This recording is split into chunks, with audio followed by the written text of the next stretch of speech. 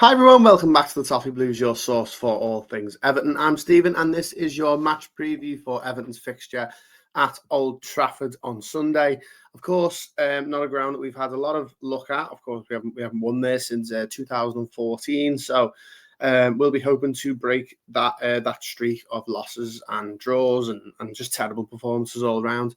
At Old Trafford, of course, Ruben Amorim now going into his third match as Manchester United manager after coming in with that draw against Ipswich and the win against Bodo Glimt in the Europa League. For me, this is probably going to be one that they're going to be looking at to think, they can start the era under the new manager well. But for us, I mean, maybe a bit of a free hit.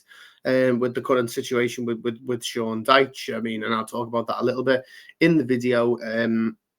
It may be a bit of a free hit, but in a lot of ways, I think the Evertonians will be going into this game expecting a lot more than what we got against Brentford. Of course, let's talk a bit about that one. I've stayed a bit silent about that one, to be honest, on the channel. But so disappointing not to take 3 points from that one. For me, again, similar story as it has been with Everton this season. Just incapable of putting the ball in the net and incapable of capitalising on some weak play from the other side. And I think we're going to have to stay in the shade very well on Sunday and try and nick a goal somewhere if we are going to be hoping of getting anything there. I think for us, there's obviously going to be the ones that talked about by fans in terms of lineup.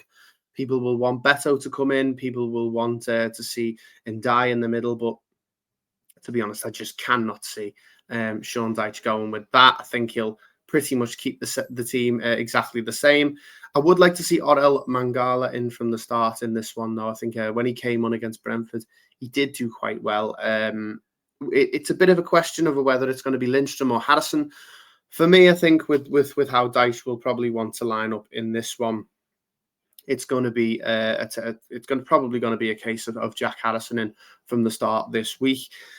In terms of key players for us, I think obviously everyone will mention Iliman and Ndiaye. I think in terms of us trying to keep hold of the ball and frustrate Man United, he's proved that he can do that. He is much better defensively than we thought he would be when he came into the club. And I think, it's a bit of a cop-out, but I think Jordan Pickford's going to be the key one for us this week. Of course, a huge game against a huge opponent. No love lost between the two sides. And I think for him, usually games that he sort of, he enjoys these ones quite a lot. So for me, it's probably a toss-up between Ndiaye and Jordan Pickford.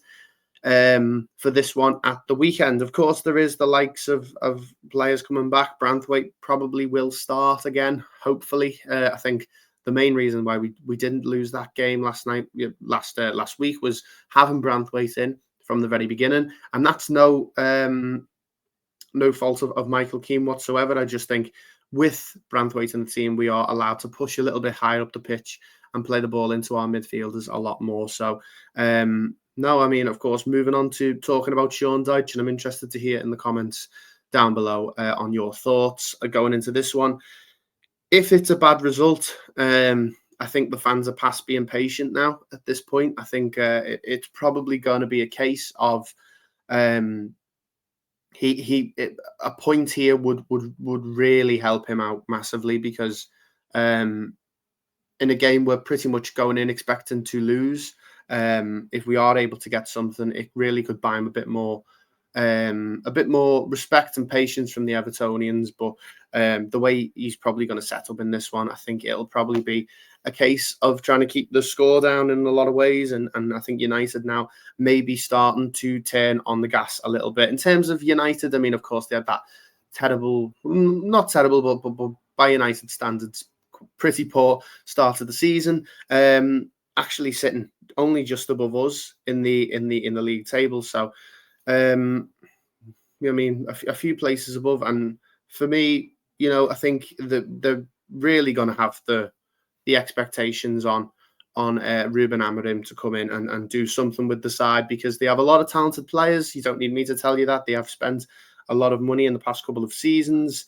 But for him, Ruben Amorim, a huge game for him, his first Premier League game at Old Trafford. He obviously got a taste of it on Thursday against Bodo Glimt in the Europa League. But for him, I think this will be one that if he can get a good result for himself and for his Manchester United team, it'll really sort of they could go on a bit of a run, I think, and maybe dark horses to finish in the sort of European places if they can put a bit of a run together. But of course, coming into a new side, and of course, none of them are his players yet, and it could be a bit of a banana skin if Manchester United don't take this one seriously. We have seen that we are able to score at this ground in the past. We have had some high scoring games there. We've had some low scoring games where we've managed to stay really tight, but I think for United against Bodo Glimt, I saw a different side of them that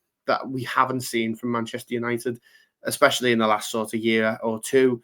There was a real sort of confidence about the team that they'd carry on to get that result. And of course, I know that Bodo Glimt aren't by any means a Premier League side. They aren't by any means going to win the Europa League, but I think I was very impressed with them, especially Rasmus Højlund, in the way that he turned up and sort of grabbed the game by the scruff of the neck for United. And for me, there are players in that team that if in Ruben Amorim's 5-3-2 formation, they probably, there's players who can click into it there. I'm thinking the likes of Ugarte. Anthony at right wing back is one I didn't think I'd see, but it seems to be working pretty well. And I think the likes of Højlund and players like that and Garnacho will relish playing under him. Likely lineup for United, of course, Luke Shaw and Mason Mount did both feature in the Europa League, but there is going to be a bit of a late fitness test for them over whether they're going to be able to start. I find it funny about sort of the way Amorim plays with almost always with a fullback at centre back. Mazraoui in particular, one that I think I'm really pleased with how he slotted into that right centre back position for United. And of course, Luke Shaw, where's he going to fit into this system, if at all, for United? Will he be a centre back? Will he be a wing back? And of course, there is players who can rotate a lot in that system for United. The likes of Amad Diallo as well. Still going to see a lot from him this campaign. But predicted lineup for United, of course, a 3-4-2-1 or a 5-3-2, however you want to look at it. Diallo and Dalot starting as the two wing backs. Casemiro and Eriksen in the middle, possibly. I know Casemiro did come on at centre back on Thursday and didn't have the greatest game. He was booked in maybe within 5 minutes of coming on. Eriksen's a player that I really like, but I think if there is going to be a place that Everton can, really punish United, if this is the starting lineup, Casemiro and Eriksen midfield, they are going to be lacking a bit of pace, and hopefully we'll be able to use the likes of Ndiaye, Gay, and Dwight McNeil maybe to sort of punish them in midfield and get around them and find space.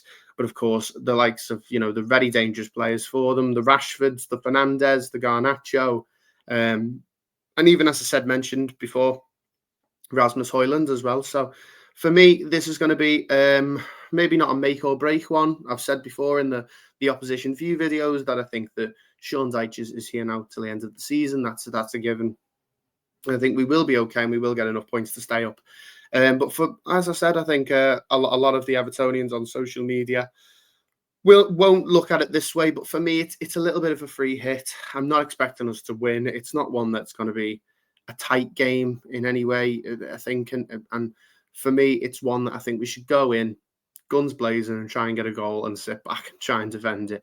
If we can walk out of anything from Old Trafford on Sunday, I'd be very, very pleased. But score prediction, I'm going to stay positive. I'm going to go for a 0-0, same as last week. I think if we can stop them scoring, then we won't have done too bad. I think a draw here is one that I'd definitely take, and if we can stop them scoring, I think that will be a real feather in Everton's cap going into the next couple of matches. Because as I mentioned earlier, that new Ruben Amorim 5-3-2 lineup is quite deadly going forward. But yeah, there's my thoughts on the match this Sunday. Let me know what you thought in the comments section down below. Score predictions as well, and of course your opinions on Sean Dyche. Make sure you like and subscribe to the Toffee Blues, and I'll see you in the next one.